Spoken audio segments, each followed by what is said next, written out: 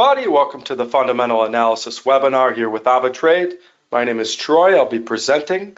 Let's do a quick systems check. If you would, just type OK in the chat box if you're hearing me clearly and seeing my screen all right.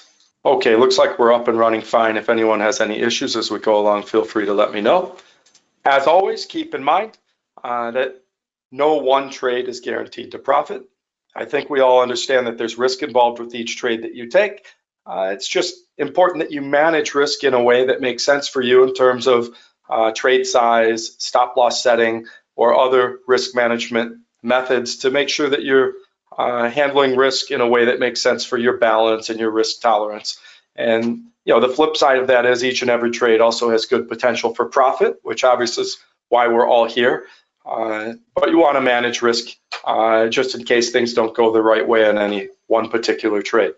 And we'll go over some ideas in that regard within the session as we set up different trade concepts and ideas. And the Web Trader and our AvaTrade Go app have some nice features built into the order window that really makes risk management pretty easy. And also keep in mind that what we cover is not meant to be financial advisement, but is coming from an educational perspective.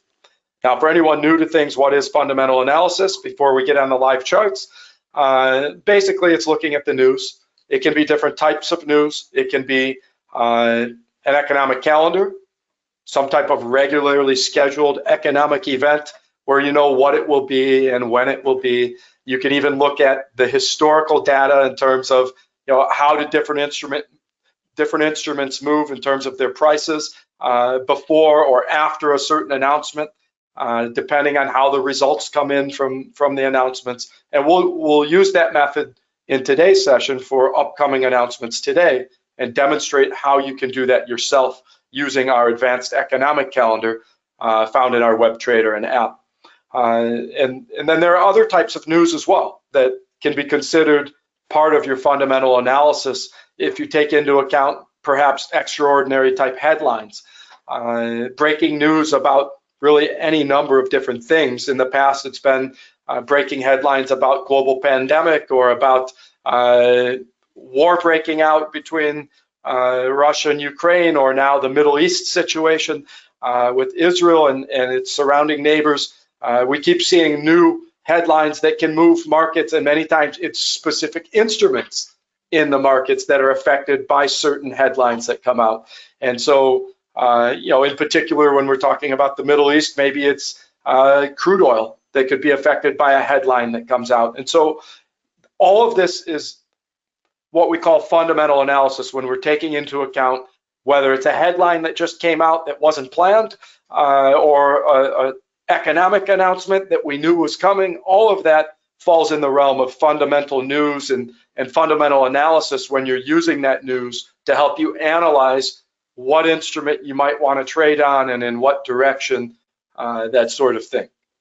Okay, and I like to say the fundamental analysis helps you determine which way the wind is blowing, and your technical analysis helps you determine maybe opportunistic entry points and exit points for the direction you think the wind is blowing. So you always kind of go hand in hand. You're still going to do technical analysis for different reasons along with your fundamental analysis. And you'll see within our session that we indeed do that. We're not just picking directions with fundamental analysis, but then we're also trying to find is the entry point right in terms of the technical analysis for trading in that direction. If you have any questions, you want to give any input as we go along, feel free to do so at any time using the chat box. Now, from our main website, I can show you where to find links to the major app stores to download our app, which has all the same features that we're about to use in the Web Trader. And it doesn't matter whether you're on the MT4 platform or the MT5 platform, you can use our app and our Web Trader to trade on either account type. And so AvaTrade Go is found here under the trading platforms. And then you can download it from Google Play or the Apple App Store, okay? Depending on the operating system on your mobile device. And to trade from your PC, you just log in here from our browser and you'll be in the Web Trader. So in terms of fundamental analysis, where do we want to begin? I like to start maybe on the economic calendar. It's the easiest way to plan out maybe a schedule in terms of what you're going to do for the day or for the week, trading off of different announcements. But obviously you want to pay attention to any headlines that have recently hit. Now, in my last look, there wasn't any large breaking news today that was unexpected that would work against the movement of the announcements. That can happen at any time, which is why you manage risk on every trade.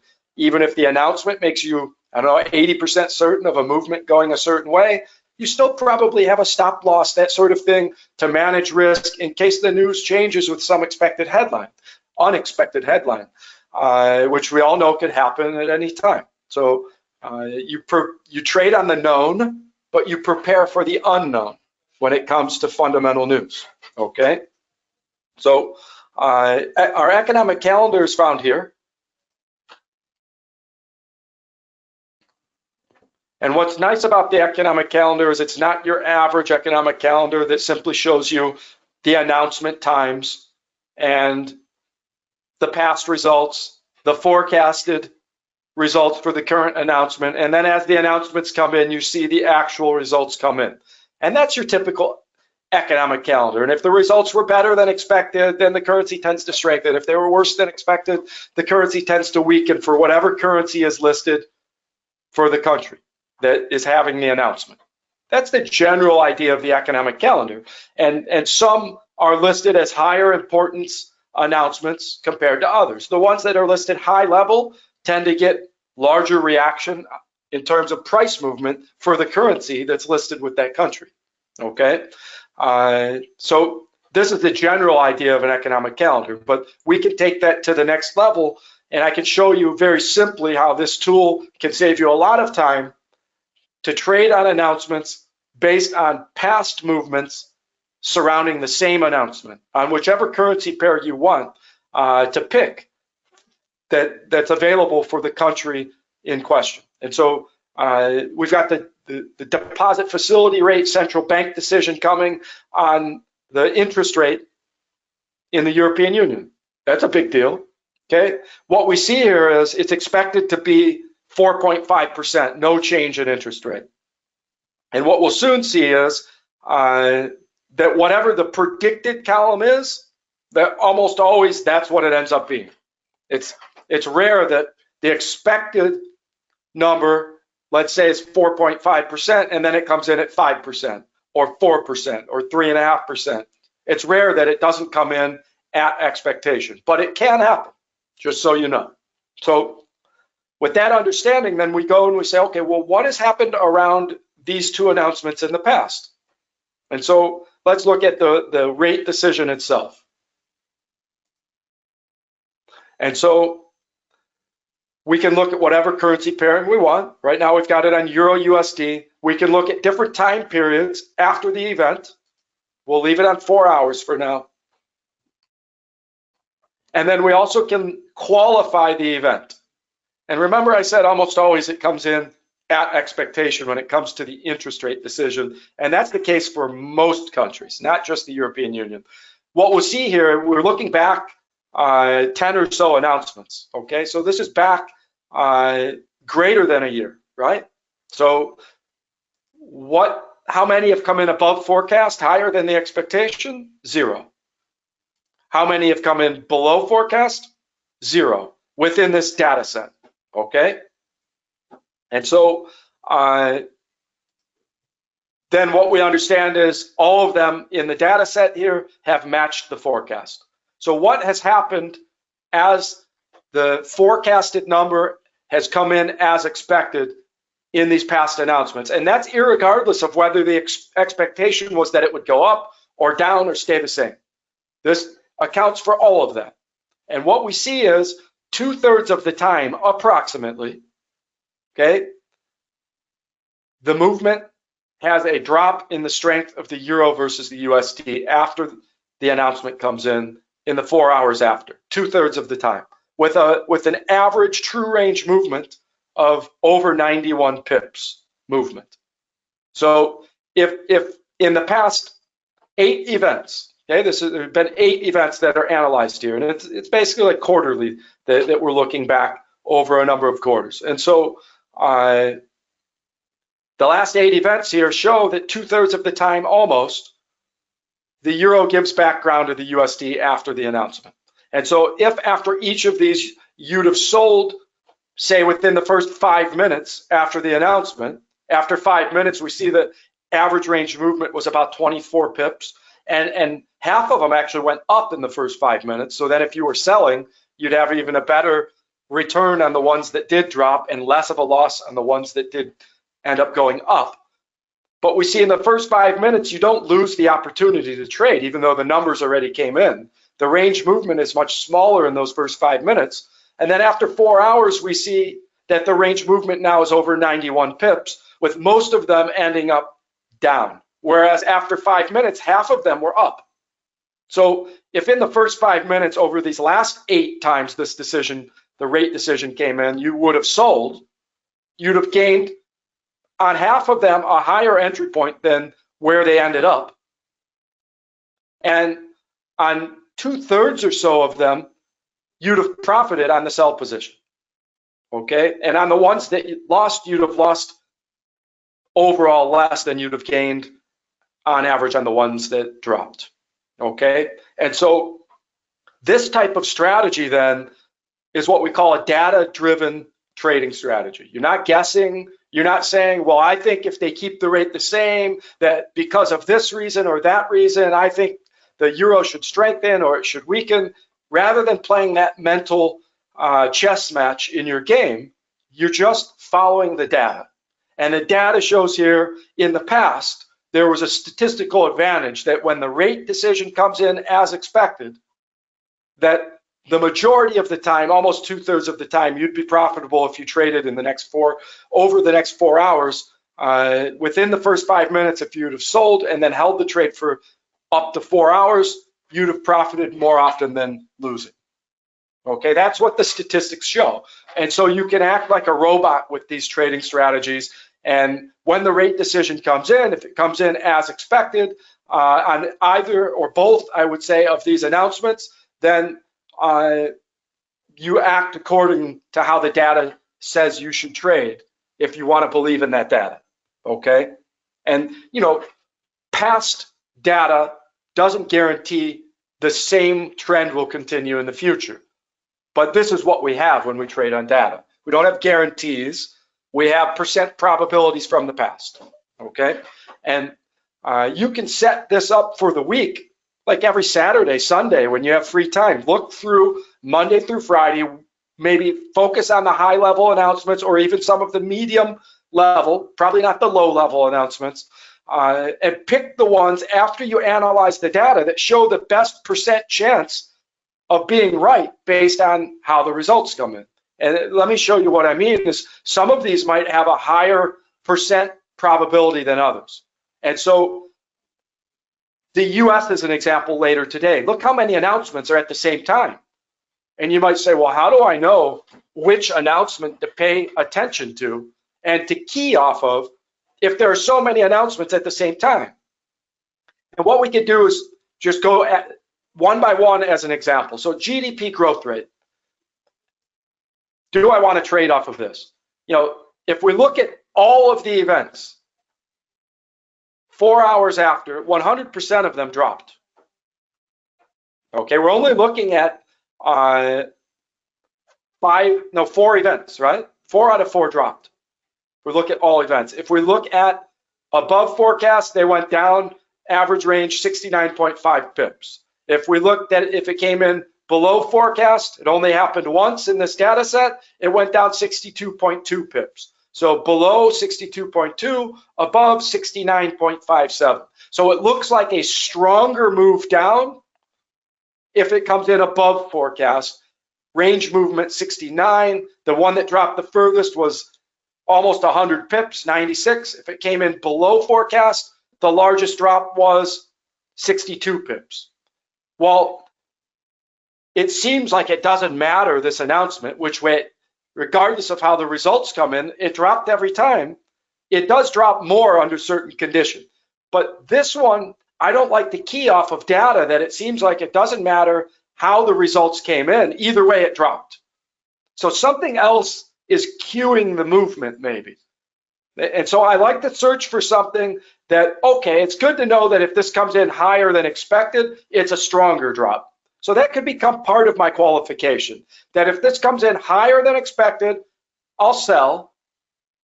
But I also want to find a secondary determinant that seems to actually respond to how the number comes in more differently. And so as I look through these, I think it was durable goods orders. It's a medium level announcement here. Let's see if this one flips around. When it comes in above forecast, it's down 67% of the time. Below forecast, down 75% of the time. So that one, it's dropping regardless. So it doesn't seem to be that the results of this medium level announcement is controlling the directionality. So we keep looking. What about retail inventories? We take a look and we say if this comes in, it's down 92% of the time, regardless of how the data comes in for all events. If it comes in above forecast, it drops 100% of the time. If it comes in below forecast, it drops 100% of the time. If it comes in matching forecast, that's the one time it went up. So again, and it didn't go up much. So again, it seems that when this data comes in for retail inventories, the USD is dropping regardless of the results. So we can look at wholesale inventories. And I believe this is the one where we could see a difference. Above forecast, dropped 100% of the time. Below forecast, no. Also, again, dropping regardless. So then how about jobless claims? Dropped 67% of the time on all events. If it's above forecast, 67% drop. Below forecast, 63% drop. Okay, so what we're seeing here is on pretty much all of this data. Let's check durable goods here. There's a drop no matter what. Okay, as all of this data comes in, whether the data comes in above forecast or below for the US deluge of data. Now, on this particular event, if we go above forecast, 88% drop. Below forecast, 50-50. We found it, right? Which one of these events, after looking at all of those others, regardless of how they came in, the USD strengthened and pulled the euro down. Didn't matter whether the results were higher than forecast or lower, but all of a sudden, we look at this announcement, durable goods orders, and if it comes in below forecast, it's 50-50. Goes up as much as it goes down. But if it comes in above forecast, there we see almost always 88% of the time it drops. So the one that stands out to me here is the durable goods orders month over month. It's the only one that has such a big difference between if the data comes in better than expected or worse than expected, that then you can determine it'll move one direction compared to the other. And so out of all of this data, while all of it's important, it seems like if the durable goods orders come in above expectation,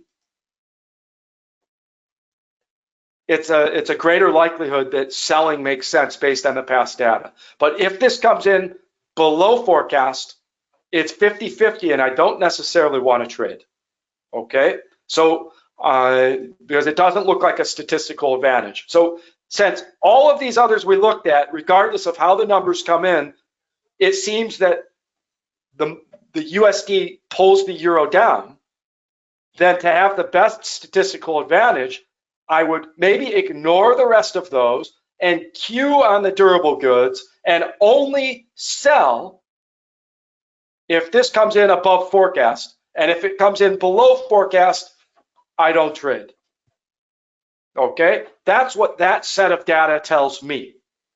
That I can't predict from these others if they're above forecast or below forecast why it's dropping, but it seems to drop every time regardless. But this announcement seems to be when I qualify it, I can better pick direction, okay, based on the actual results and not just say every time it will drop, okay? So perhaps it will drop either way, but it might drop better if this comes in the way that this data shows 88% of the time you end up with a drop compared to 12% or 50-50 if it came in the other way. Okay, so when you start to look at this data, it's more of an art than a science. Not everybody is going to look at it the same way, but you can work out your plan based on the actual data for the week of which ones you'll trade on, what data will you key on the most. In this case, personally, I would key on the durable goods orders, and I would act like a robot. Only trade I'll make is a sell, because all of this shows that the USD was pulling the euro down regardless, and I'll only sell if this one also comes in the way that the data shows it dropped 88% of the time in the past. And so I'm qualified here that I'm only waiting to trade in one direction if this one comes in the way I want it. Okay, and that's the way I read that data. You could read it differently, of course, but the fact is it's here for you to use. So I already know what I would do with this one. Regardless, even if this interest rate comes in at expectation, I'm 2/3 of the time it showed what direction it moved in the past. If it comes in higher or lower than expected, there's no data on that because it hasn't happened within the data set, so then I'm not interested to trade. Not off of this data anyways. So again, I'm being specific. I'll only trade on this if it comes in at expectation and I know which way I would trade and on which parent and how far I expect it to move even from the average true range from the past within 4 hours. Same thing here. I'll only trade based off of the data set that I think gives me the best chance statistically if it comes in the way that I would want it to come in. And if it comes in the other way, then I don't trade. So and sometimes you look at a data set that it's good for both directions. If it comes in one way, it's a majority, it went up. If it comes in another way, the majority of them went down. Today's announcements that we're looking at are not that. They don't have the ability to be bi-directional depending on how it comes in. It looks like the trend is in one direction and not the other for the two that we looked at, okay? And we can go on and look at new home sales out of the US, etc. And work out a plan, check the data, and then we can go on to the next day and we can decide, is there anything there that has a strong statistical advantage from the past that I would want to maybe trade on? We could look at consumer confidence. This is a big one out of Germany. And so if this comes in above forecast, 50-50. If it comes in below forecast, 75% of the time, the euro drops against the USD. So there's something statistically significant here. Above forecast, no advantage. It's anyone's guess which way to go. 2 up, 2 down. But below forecast, 3 out of 4 dropped. Okay? Or I'm sorry, 6 out of 8. Even stronger statistics, more data points. 6 out of 8 dropped, 75% of the time.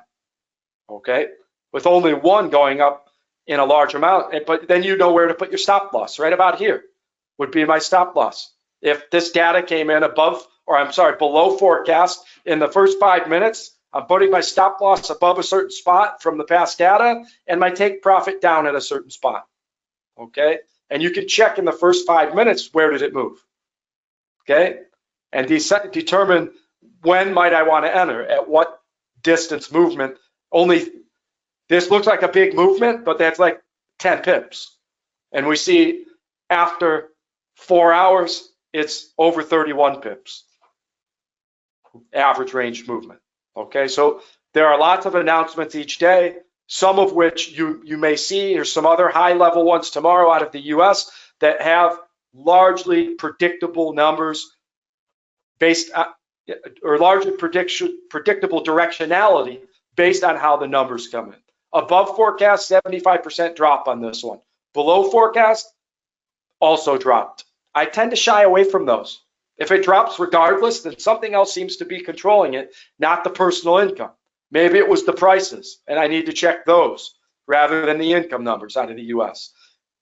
Above forecast, 75% drop. Below forecast, 80% drop. Again, dropping regardless. So I would search these to see which one is actually determined the direction of the movement, because some of these, it seems to drop no matter what's happening. And it could be that you determine none of them matter which way they come in, that the USD strengthens against the euro no matter what. And so it could just be the fact that a lot of data is coming in, creating fear, and the USD strengthens, pulling the euro down, regardless of the results for certain announcements. And that can be a trading strategy as well. If none of them, based on their return, based on how the numbers come in, if none of them matter, if it's always going the other way, a certain way, then that's also a strategy you can use. Okay, but I would check each one first to see if any of them do have directionality based on how the numbers come in, or are they all just causing the euro to drop no matter what? Okay, so there's a lot of different ways to use this data, and for each trader, it might be a little bit different how you interpret that data.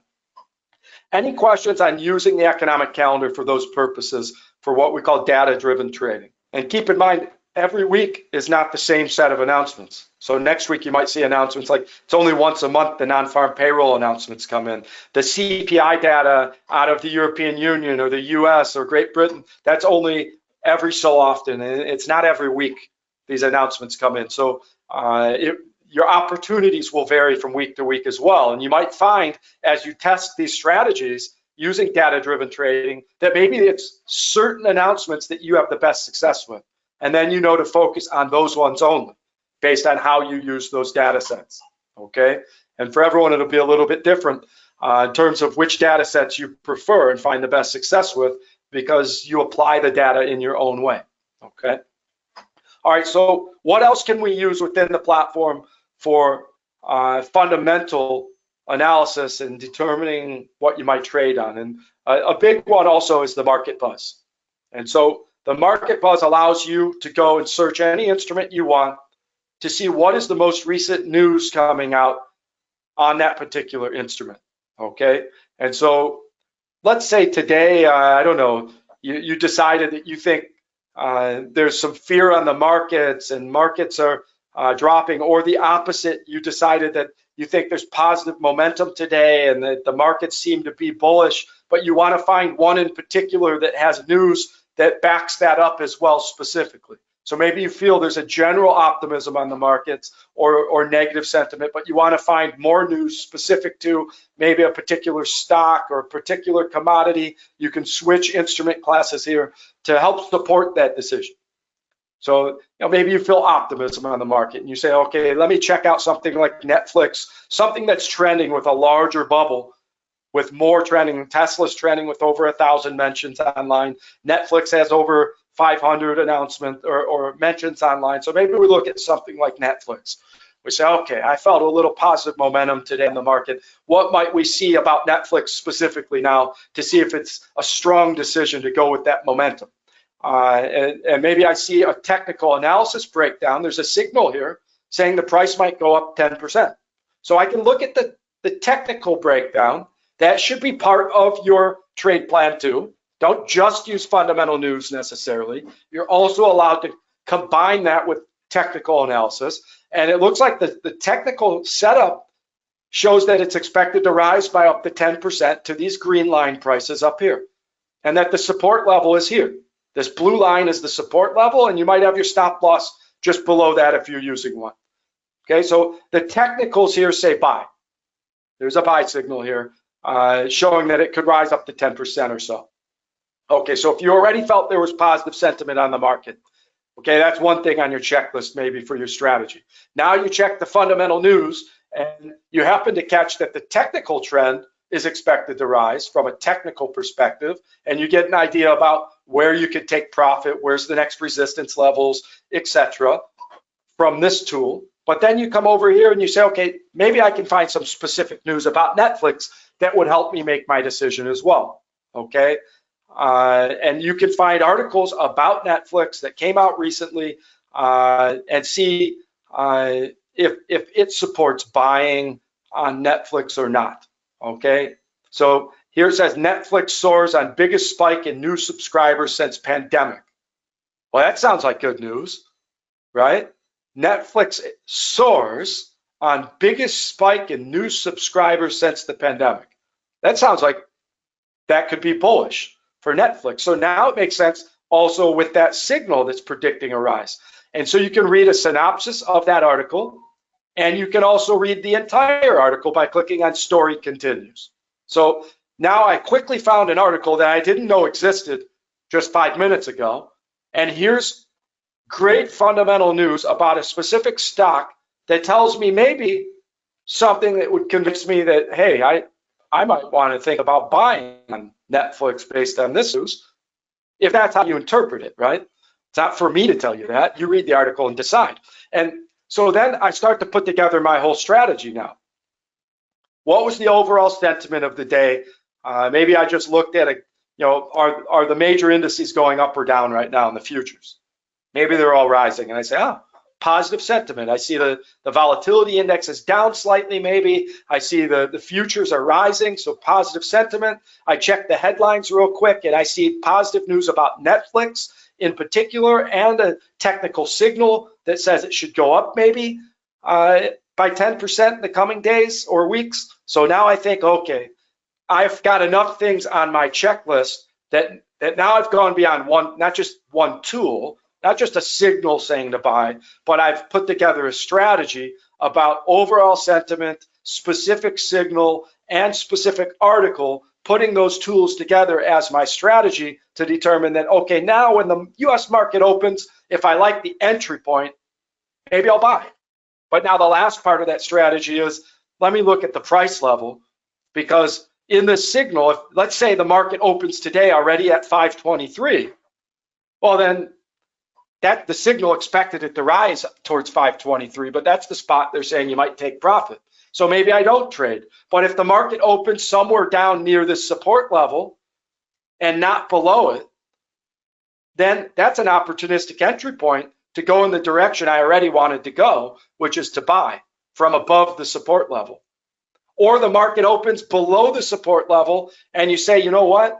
I know I was thinking about buying, but something weird happened because it opened breaking below the support level, which shows a downtrend started. And the signal then says don't buy if it's below that pivot line, below that blue line. It's actually saying it would expect it to drop further towards the red lines if it breaks below the pivot line. So you can wait when the market opens, and then that's the last determinant for this particular instrument as to whether you're going to enter on that trade or not. You might already know you want to buy, but now the last step is the technical analysis. Do you get the price that you want? Somewhere in this range where you're comfortable risking maybe to below this support level with your stop loss and going after a profit towards the take profits up there. Not that you have to use those exact take profit lines, but if you chose to buy, you'd want to find a spot where you decided you wanted to get out. Okay, and the technical analysis can help you determine where you might want to get out of a particular move.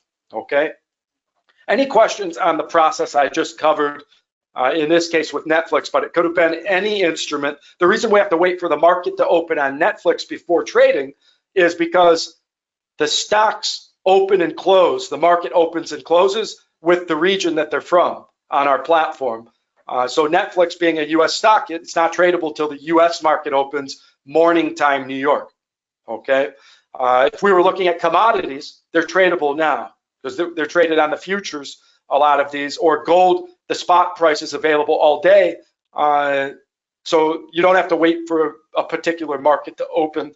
These are tradable all day. So if we had looked at gold or something and determined also that we wanted to make a move, then you could do that immediately, even right now. We see trend analysis on gold, thinks it should, the expectation is up to 5% rise. You can read the articles that relate to gold and silver and see if you agree that you'd want to buy or sell on it. Okay, same process for whichever instrument you're interested in reading the news on. Any questions on any of that? I'll pause for a moment. Okay, I don't see any questions popping up, so I must have been clear. I also don't see anyone dropping out. I can see the number of attendees, so it must be interesting enough that you're staying with me. Okay, so I mentioned the risk management side of things. So let's pretend we looked at gold and decided you wanted to make a move on gold based on the same process we did with Netflix. So, I bring up gold, and maybe I've already checked the signal. Okay, the signal's telling me to sell in this case. Okay, that's a short-term signal. The longer-term prognosis is an expected 5% rise, right? So with this scenario where the short-term signal is that it might drop to here, but the bigger prognosis is that it could rise up to 5%, which is a lot bigger move than the move down to here. That tells me that if I am going to buy based on that larger fundamental view, then my stop loss in the short term probably needs to be below these support levels, because in the short term, the signal is telling me it might drop to these levels right here. These are the take profit levels on the sell signal. So if I am buying, I probably want my stop loss somewhere below those support levels. So that helps me determine, even when there's a short-term signal in the opposite direction, that helps me determine where I might put my stop loss to prevent being stopped out, or to be less likely to be stopped out in the short term on my longer term move. Okay, I also could sell on this in the short term and have a pending order if it does drop down here to buy for a longer term move. Okay, you can do both. But regardless, my point wasn't about that. My point is the risk management side. So let's assume you wanted to buy, and based on that signal, you say, okay, it looks like the short term, it's expected this could push down a bit. So maybe I want to get my stop loss down below 2,000 to get below those support levels on my buy move. So maybe I decide I want my stop loss at 1995, for example. And maybe my take profit, I looked up there and I see on a longer term move, I think maybe this could rise to something like 2070. Something like that. Okay, so then I look and I say, look at the risk reward. Better than 2-to-1 potential profit compared to risk. Okay, where exactly I would put my take profit and stop loss, that's determined by the technical analysis we were looking at. You see, where's it gone up to before, where are the support levels below, etc. And if this is a longer term move, I'm probably going to like 1-day candles or 1-week candles. So I'm putting my stop loss down at a certain level, and let me get rid of some of these old lines. I don't need them all. And so as I look at the chart, if the fundamental news told me to buy, like maybe it did for Tesla, I'm not showing Tesla right now because the market's not open on it. So I'm continuing the example with gold because it's moving right now. So if I decided I wanted my stop loss down at 1995, so there's my stop loss, I can see why I put it down here, because it's below this low point here. If it breaks below there, breaks that little support level, then I'll say, okay, I was wrong. It's not climbing. It's about $20 down in the price, $21 down, okay, where the stop loss is. My take profit, I'm also using technical analysis to determine, and it looks like it went up not that long ago to here, okay, to 2083. So I might even say, you know what, if it's going to return and challenge this resistance level without even going to the all-time high up here, which was above 2100, then I can actually move this to 2080 without having to break this resistance level up here. Okay, I can draw that line and say, here's the resistance up here at 2087. My take profit, if I put it at 2080, is down here. So it could easily go there without breaking the resistance, okay, to 2080.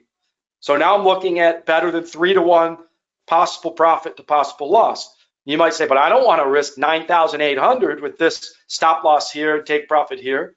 So now I need to change the trade size, that's all. So if I go to 1 lot, now I'm risking 2190.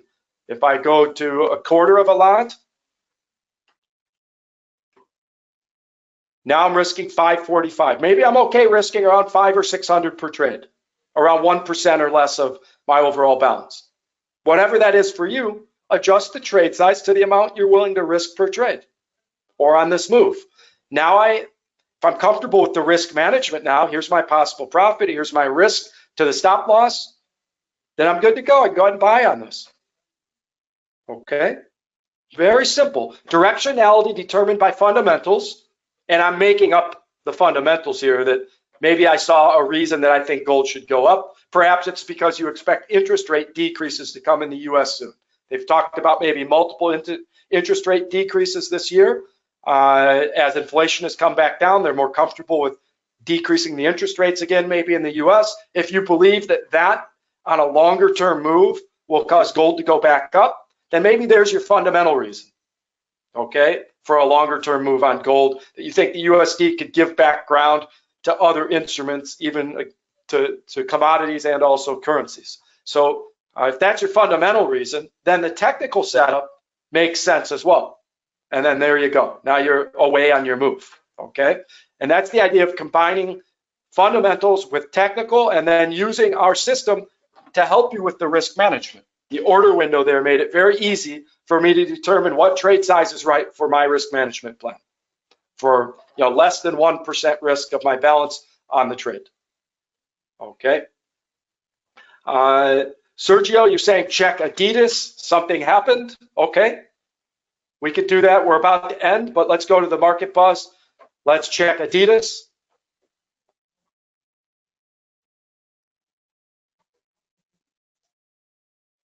If it's available.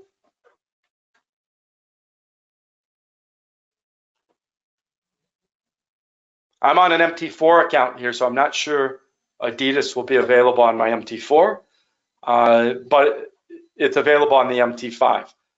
It looks like price may fall over 10% for Adidas AG. Okay. I don't see any specific articles on Adidas. Okay.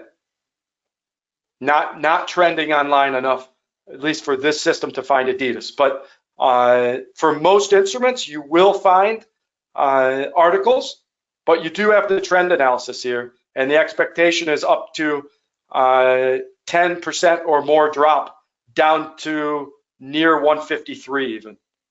Okay, that's the trend analysis on Adidas. And you might just do a Google search then to see what's happening recently with Adidas to catch any headlines if it's not in this system. Okay. All right, everybody, thank you for joining. Good luck with your trading the rest of the week, and I'll be back at it with my technical analysis session Tuesday evening, 6 p.m. UK time. All right, bye, everybody.